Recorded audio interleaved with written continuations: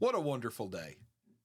What a wonderful day. Tyler, if you watched the Super Bowl preview video, you correctly predicted that the Eagles would beat the Chiefs. I correctly predicted that my reverse jinx would work, and by picking Kansas City, Philadelphia would win. What a wonderful day we have had. I've had a really good day, honestly. And this is just one of those, if you would have told me we would be making this video with 5 minutes left in the game, because it is so much of a blowout. 40-6.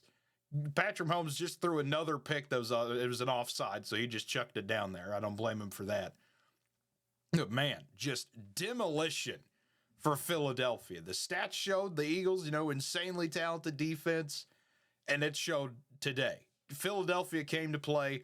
Kansas City has had no answers.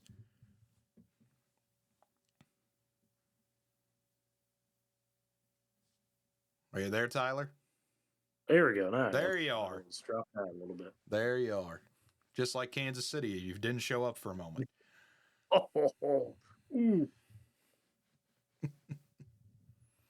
But no, it has been a day where Philadelphia, the strategy has worked. Look at the quick stats. Time of possession heavily favoring the Eagles. If Kansas City even held on to the ball for the next 4:35, you're still getting beat 34-25. Philadelphia dominating Kansas City, multiple turnovers, 3 different turnovers, 2 picks for Patrick Mahomes. It has not been his day, to say the absolute minimum. Understatement of the year. It has not been his day. But, just looking at the box score. Tyler, you look at this. Kansas City, 42 rushing yards as of right now. Philadelphia, 135. A good day. If you would have told me Saquon, only 2 yards a carry, 25 carries for 57 yards, that's usually a pretty good sign to stopping Philadelphia, but it just has not mattered. Jalen Hurts, a great performance for him today. Had the 1 interception, took a couple of sacks, but other than that, using his legs, 72 yards on the ground. My goodness. Hurts, a phenomenal game today. Yeah, and we saw him do this 2 years ago, right? He came out, and people forget how well he played in that loss. Balled out. Part of the reason he got the contract he did. And he's got a lot of flack over the course of the season. Basically, everybody's like, hey, you've been carried by Saquon, this, that, and the other. Well, when Saquon struggles today, who's there making the right plays? Jalen Hurts. Outside that one pick, it's been all Jalen making great plays. Yeah, you'll notice if you're watching this, I keep looking up here, looking at the game, Kansas City getting closer and closer to scoring. It's not going to make a difference of anything. That's why we're doing the video right now, getting ahead of the curve here. Because, my goodness, a day where, Xavier Worthy had a good performance, but that's about it when you look at this Kansas City side. Nothing on the ground game. You have to go to the air. When you get in such a hole, you have to find any way you can to climb out of it and give Philadelphia's defensive line all the credit in the world. You look this stats-wise here, just absolutely beating them up. 6 total sacks right now, 6 tackles for loss counted on that, 4 passes broken up. Just an absolute monster of a day for Philadelphia's defense. And I think that's what this is going to ultimately be remembered for. Not just Jalen Hurts having a good day, but a Philadelphia team that absolutely came out and just demolished Kansas City. Yeah, and we talked about this in the highlight, obviously, the preview, saying, hey, this Eagles defensive line is different, and they proved that today. Pure domination, great game plan. Didn't let Patrick Mahomes get comfortable at all, and you could see that all throughout the game. So successful, and when you don't give Patrick Mahomes time, he can't make the plays he makes. He's just out there running for his life. It looked like his old Texas Tech days where he's going around going, man, I need some help. Absolutely, and that's what I saw a lot of people saying, and it's something that I strongly agree with. I've never seen Patrick Mahomes look this rattled. Even in college, I've never seen him look this much of just trying to find something, anything, and there is just nothing there. And a lot of that, credit to the Eagles defense for that. They have absolutely smothered him. But this is the one thing, talking with one of my friends that was a Kansas City fan, that he said, this is the one thing he was worried about, was that, not that he thought it would be a game like this, a 40-6 type deal, but if our offensive line gets behind just a little bit, if they start losing that fight early, it's going to be a long day for Kansas City, as the Chiefs do get a touchdown here. Not that it'll make much of a difference in the grand scheme of things. But it felt like, and I don't know if you'll agree with what I'm about to say here. I think this might be a little bit too bold of an opinion. But once the Cooper DeJean pick six happened, that to me almost felt like a mini kill shot of like, okay, 17-0, midway through the second quarter, everything is already going Philadelphia's way. That was the first sign of, okay, this could start getting bad now. And it got worse and worse and worse. No, I do agree with that. I think that pick Okay. six was the first sign of saying, "Oh, this might be for real," right? Because it starts out you're thinking, okay, the Chiefs have had slow starts their last two Super Bowls, right? So you think, yeah, they'll come around with that pick six. Yeah, that's when it felt different. That's when it's like, oh, okay, this might be the Eagles' day right here, because that's the moment you realize, oh, Mahomes ain't comfortable at all, because that was a bad throw by Mahomes. It was. It was a bad throw, and it's because he didn't have time. He just didn't, and nobody's getting open. What do you do? Yeah. Speaking of getting open, Kansas City able to get the 2-point conversion here. So 40-14, 2:54 left in the game. But, I mean, just a dominant performance by Philadelphia. It feels almost weird, though. Like, what else is there to say? I've thought that this would be a game where there'd be so much to talk about. There'd be so much for us to really go into. And, I mean, it has just been straight up Philadelphia kicking Kansas City across the field on both sides of the ball. That's all it's been. That has been the main story of the game. It feels weird almost that there really isn't anything else to say other than that. Well, I think it's kind of a good reminder, and I've talked with multiple Chiefs fans. I know you have too. I've got one that's more on the pessimistic side, kind of around me, compared to you, that's got the glass full all the time, right? The pessimistic Chiefs fan that's around me a lot basically said, "Hey, this team hasn't looked great all season. I don't believe it. Like all playoffs, didn't believe they could go get the win." So sometimes, despite the whole oh, Chiefs win no matter what, you got to buy into what you're seeing. It just didn't look like the Chiefs ever hit that next level. There were spurts, there was times where you think, okay, maybe, just maybe they could get it rolling. But despite the wins, despite all that, they kept finding ways to win ugly, which we talked about was a credit to them. But they just never hit that stride where you said, man, this looks like the Chiefs. Philly had that stride, They right? did. They crescendoed at the end of the season perfectly. I mean, it was just, it was one of those deals where it felt like, okay, are people, or our eyes going to be betrayed, right? Because it felt like coming in, Philly was a better team, and everybody kept coming back to, well, again, it's the Chiefs. This is what they do. They'll figure it out in the end, and it just never happened.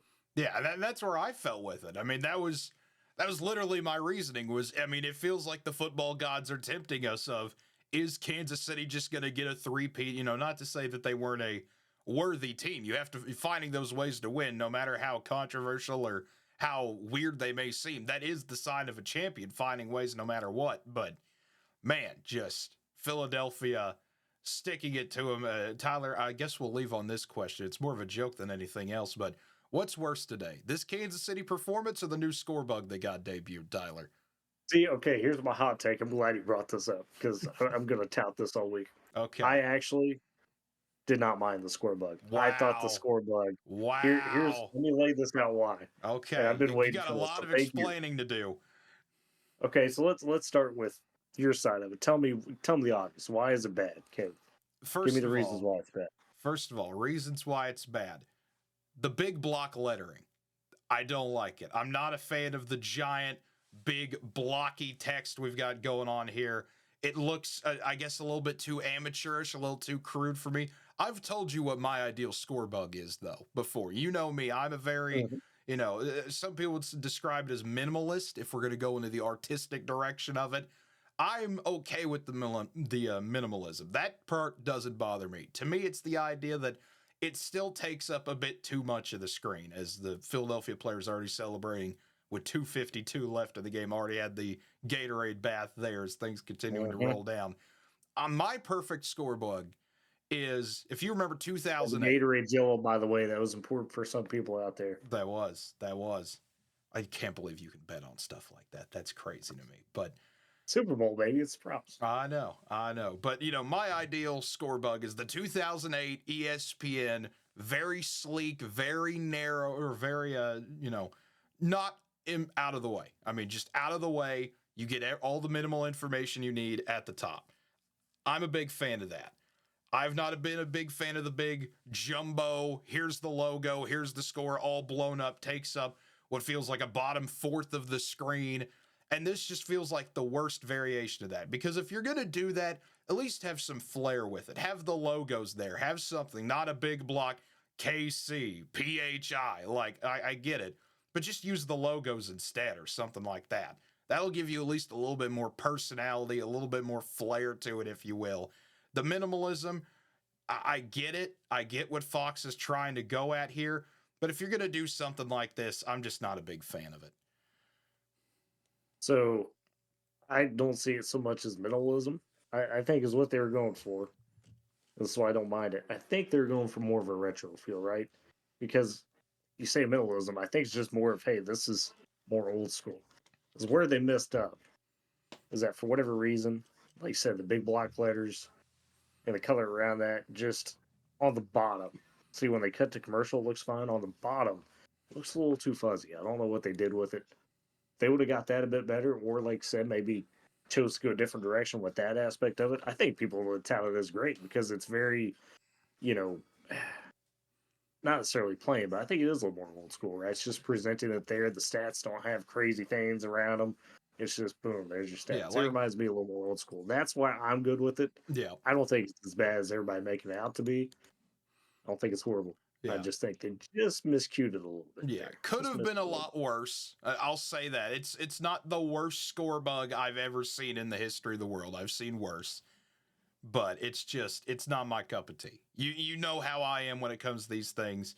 If you're going to have the big blockiness to it, at least have something to go with it. I mean, the score not having a shadow behind it or anything, not to get too technical. I don't want half this Super Bowl recap video to be about the freaking score bug. Hey, but it was a hot button topic. it was a hot button topic. I mean, if we want to talk about the halftime show, I guess we could too if we wanted to add on to that. I thought it was Well, fun. that was just a battle of young versus old, right? Yeah, The young people are like, "Oh, this is awesome." The old people are like, "Oh, is this? What is we going got on?" not I like don't us. understand. We got not like us. I'm happy. That's all I wanted to Yeah, see was the call out of Drake at the Super Bowl, and we got yeah. that. So, folks, That's what a lot of people are there for, no yeah, doubt. The I beef. mean, once again, just recapping it. Great night for Philadelphia. Horrible night for Kansas City. What else needs to be said? Congratulations to the Eagles. Congrats to Jalen Hurts, someone that I always enjoyed watching back to his Oklahoma and Alabama days. Glad to see him get his ring. Saquon Barkley, great to see him. He escaped the Giants. He gets a title. He gets a ring. We'll see if he gets an MVP. We'll be Katie, you think the done. Giants are regretting letting go of Saquon yet? I think that's they come up yet? regretted it after week 5, personally. I think they should have regretted that a lot earlier. But, Oh, it's the man. Giants for you. They do what people shouldn't do. That's the Giants' whole motto at this rate. I mean, Pretty much. Eli Yeah. Manning had to save them for a long time. So let me go with this, Kate, before we leave off because I'm curious. This so with this loss, does this cool down some of the hey, Patrick Mahomes is the greatest quarterback ever / It Andy should. Reid? Do you think it should in your mind? What do you feel? What do you I feel? mean, in my mind, I think, first of all, if we're going to do the Mahomes to Brady comparisons, I feel like that's way too early on still. We got to remember Tom Brady, I feel like, and this is the same debate if we were to talk other sports too, I feel like you have to match the guy somewhat legacy-wise first. Tom Brady had such a lasting legacy that it spanned decades. We have not seen Patrick Mahomes play decades yet. Yeah. We have to get there first. If we want to get back to this in 2030, we could start having this real debate. Who knows what Mahomes' record will look like by then? But I feel like he's got to get in that range first of where Brady's titles were. That's not even a You don't stats think thing. he's there yet? I don't think he's there yet. It's like I say about LeBron and Jordan. LeBron still has that path to beat Jordan in my eyes. He's a great number 2. No. That's where I feel about that. That's where I feel about that. But, this is not an NBA video, so we're not here to talk about that. I'll pull out of that. Well, we'll talk about that some other time if we want to. But no, Mahomes has a great opportunity to cement himself as the greatest ever before he leaves the game. He's still got a long time to play, but he's nowhere close to that yet. Okay. That's where I feel about that. But Folks, as always, if you enjoyed this video, feel free to hit the like button. Feel free to subscribe to the channel, hit the notification bell, as always, to get notified when new videos come out. And leave a comment down below. We always want to hear your thoughts. We always welcome that. Thank you for all the people that commented on the Depressed Mavs fans video. I appreciate reading those. Cade's therapy session. Yeah, we had some fun group therapy for half an hour. If you're going to want to go watch that, you obviously can, and I would appreciate it. No, another Chiefs touchdown as we're signing off. Okay, well, there you go. ESPN will be updated. I guess I'll update the title of the video if something else happens here. But folks, as always, until next time, have a good one, everybody.